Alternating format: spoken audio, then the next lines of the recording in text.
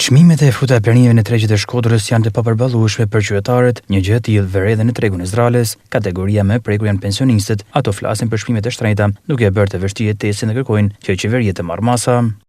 2.000 lekë boni këtë pjepën, 6.000 lekë pensioni.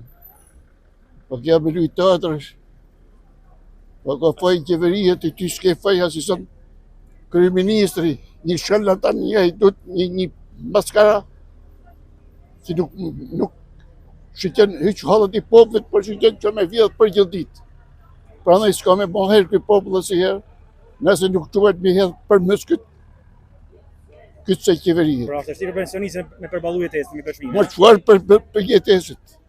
Qëfar jetesit përballon të s'përballon asë i zonë? 20.000 lekë bën një ilaq, maj durni. Pra nëj, qërë në popull, sa s'keni dek tonë, e hedhe këtë qeverin tokë. Çmimet shtrejt bëllë janë për ne. Në për ne ples janë shtrejt bëllë. Po përballueshme, ha? Pa përballueshme.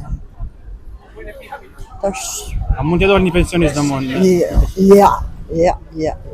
S'ka mund të me dalë ples, është e rënë bëllë. Do në marrë masa nga qeveria në është? Sholam në kanë me marrë masa, mirë bojnë. Për qytetarin përballueshme.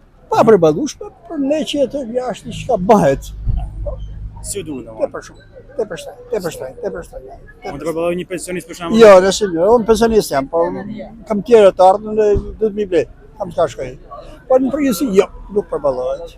Çmimet e larta dhe kushtet vështirë të jetesës të qytetarëve, duke se kanë sjellë një ulje të blerjeve në treg.